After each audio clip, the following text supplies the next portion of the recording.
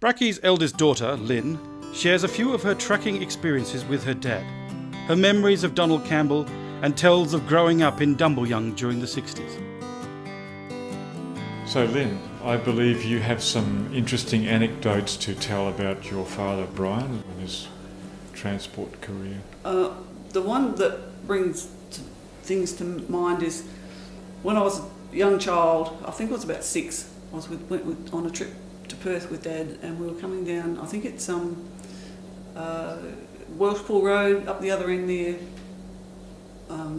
Carragullen area. I always had this thing about going down this road and I didn't know why.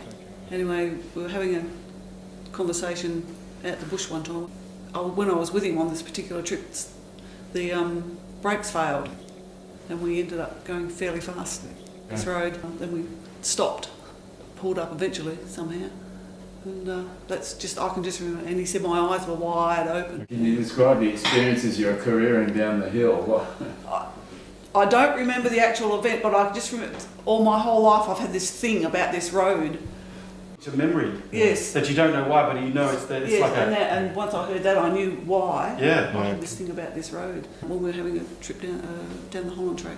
Any other incidents that you remember? Experiences with your dad? Probably when I was a bit younger, I went on a few trips, didn't I? But as I got older, sort of school got in the way. You sort of grown up and you're doing your own thing then. But you were born here in Dumbleyung? No, I was actually born in Wildcatcham. But you spent most of your life here? Yes. Yeah. Up to 17 I left and came back when I was 49. So it does draw people back, doesn't it? It's amazing the people who've come back. Yeah. And it's people who now live in the city, still, this is still their home. Yes, yes. Anything to do with the bluebird, and people will flood back here. There's a lot of people come in. So. A lot of interest. Yes. Because that's what I think people need, an excuse to come here. Yes. And if you have something on the lake or something, people just flock here. They do, yeah, a lot of ex-locals. It's funny to call them an ex-local, but has the population dropped? Is it still dropping? It has drastically dropped. From my memory as a child, when I was at school there was over 200 students there, but now there's around 30. It's a bit sad in a way, isn't it? It is. Because the communities are shrinking. You know? Yes.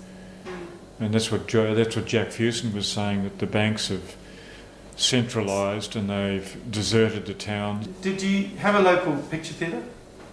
Or did you have somebody come out once a week or something?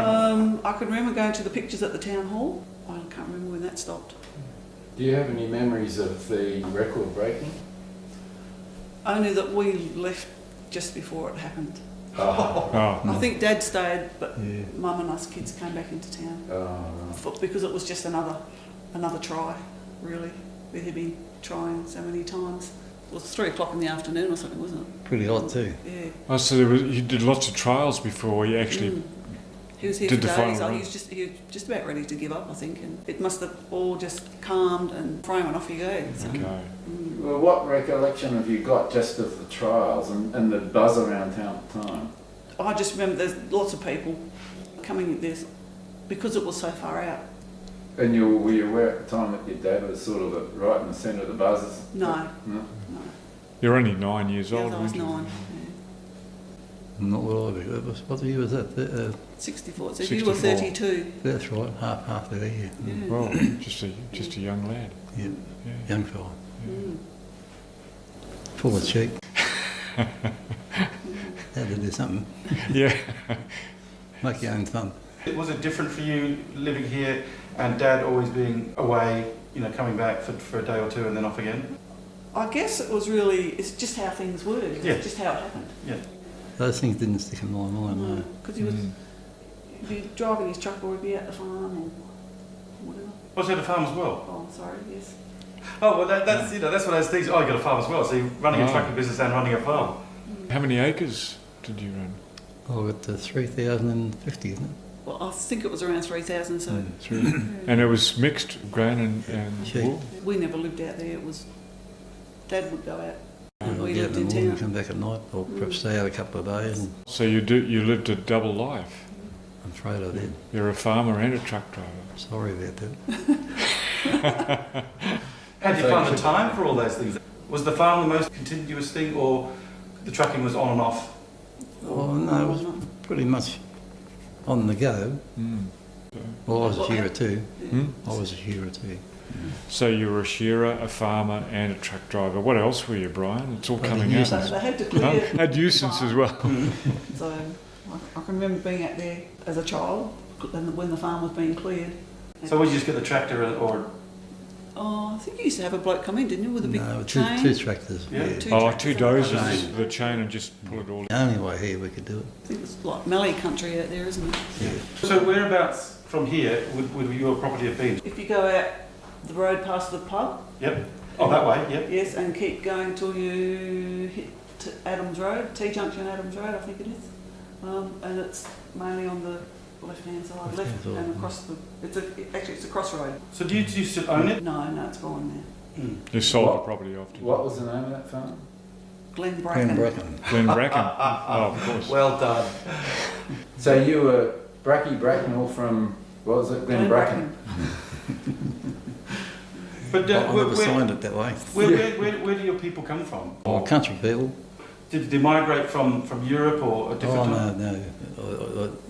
I was thinking there might be even a couple of pommies, was it? Yeah, I think there were some pommies. Yeah. Yeah. Bracknell's down at Albany, I think it's from that mob. Because some of the stories from other places, people came out to this area in the 1900s. Yes, I don't know how you got here. You must have just come up for a job with Mr. Bairstow, did you? I don't know. You were only young. It was before you got married, so Mm, mm. So apparently that's the story. If you shake a tree around here, a bearstow will fall out. there you go. Then you jump on him. Yeah. So you were a shearer, a truck driver, and a farmer.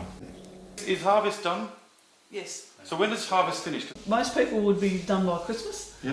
There would be the few latecomers January, but it's definitely finished now. Yeah.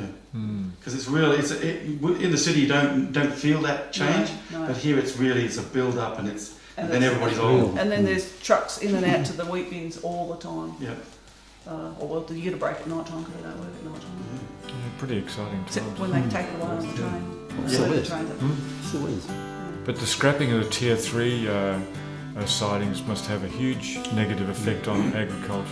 If you take out that railway link, you would have been at a boom time because of getting all that grain Yeah, to the next big silos. Yeah, it was a good time for us. Mm.